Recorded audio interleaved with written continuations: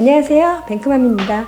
오늘은 가정주부들이 가정에서 쉽게 실천할 수 있는 재테크 방법에 대해서 알아볼 건데요. 다양한 재테크 방법이 있지만 오늘은 특별히 일상생활에서 간단하게 실천할 수 있는 재테크 방법에 대해서 알아보도록 할게요. 첫 번째, 가계부를 작성해서 불필요한 지출을 줄이는 건데요. 혹시 가계부 작성하시나요? 사실 가계부를 작성하려면 좀 귀찮기도 해요. 수입과 지출을 관리하기 위해서는 가계부 작성이 필수라고 생각하는데요. 작성 방법은 가장 먼저 수입과 지출을 분류하는 거고요. 여기서 지출 항목을 고정비용과 유동비용으로 분류하는 게 중요해요. 이때 관리비, 교통비, 식비 등으로 꼭 필요한 생활비는 고정으로, 쇼핑, 문화비용은 유동비용으로 분류해서 한 달에 얼마 이상 지출하지 않겠다는 목표를 세우는 게 가장 중요합니다.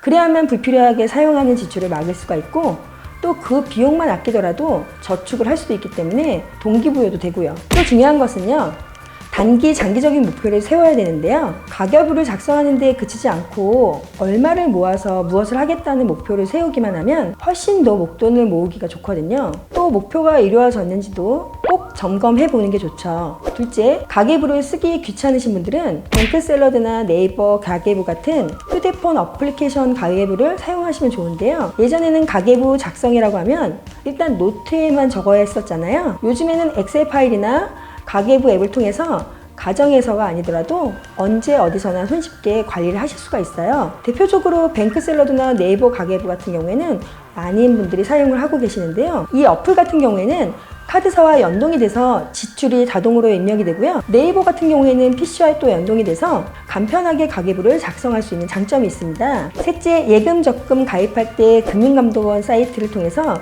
금리를 확인하는 방법 꼭 참고하세요. 재테크를 하는 방법의 고전은 바로 예금 적금인데요. 하지만 여러분, 요즘 저금리를 넘어서 0% 금리 시대잖아요. 은행에 돈을 넣어도 수익 나기가 하늘의 별 따기라고 해요. 그만큼 어렵다는 건데요. 그래서 예금과 적금을 가입할 때 은행마다 수익 차이가 얼마나 나는지 확인할 필요가 있습니다. 아무리 저금리라고 해도 은행별로 상품에 따라서 차이가 굉장히 많이 나거든요. 금융감독원에서 운영하는 금융상품 환윤회라는 사이트에 접속하시게 되면 제1금융권뿐만 아니라 모든 은행의 적금 상품을 비교할 수가 있게 되어 있는데요. 실제로 제가 검색을 해보니까 높은 적금 상품은 3%가 넘는 은행도 많았어요. 다만 대부분 저축은행이어서 예금자 보호법에 따라서 5천만 원까지만 보장을 받을 수 있다는 거 꼭 참고하시고요. 금융감독원 사이트에서 편도는 물론 대출금리, 연금보험까지 모두 비교할 수 있도록 되어 있거든요. 예를 들어서 연금저축을 가입할 예정이라면 연금상품 비교공시에 가면 모든 은행과 보험사들의 연금 상품의 상품명과 수익률까지 한눈에 비교할 수 있으니까 말 그대로 생활 속에서 재테크를 실천하는 작은 첫걸음인 것 같습니다. 넷째로는 CMA 통장을 100% 활용해서 이자 높게 받기인데요. CMA 통장의 최대 장점은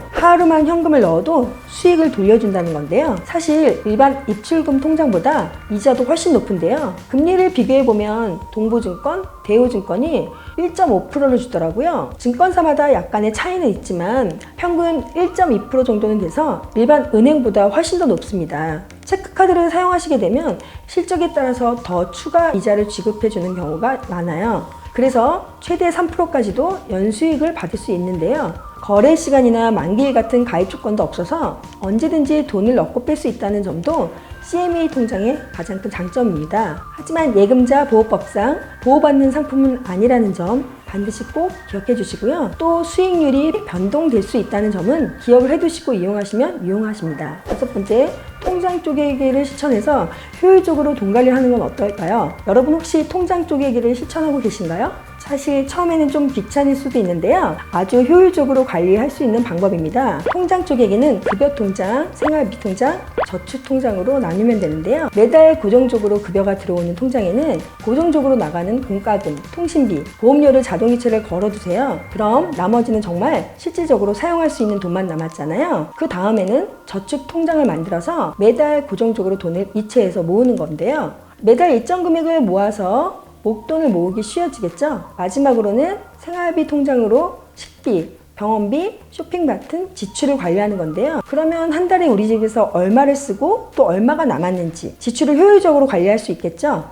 이 방법은 솔직히 불필요한 지출을 없애는 효율적인 방법이기 때문에 여러분들도 반드시 꼭 실천해 보시길 바랄게요. 여섯 번째로는 여가 시간을 이용해 보시는 건데요. 소소하게 앱테크 해보시는 건 어떨까요? 최근에 앱테크란 말 들어보셨나요? 몇 년 사이에 유행한 말인데요. 바로 스마트폰 어플로 포인트를 써가서 그걸로 매일 돈을 모아서 다시 돌려받는 방식인데요. 참고로 앱테크는 짠돌이 부자 되기 카페 P&A 앱테크 포인트 테크 게시판에 오시면 더 자세하게 아실 수 있으시니까 꼭 참고해 주시고요. 앱테크를 하실 수 있는 어플은 OK 캐시백, A포인트, 해피포인트가 대표적이고요.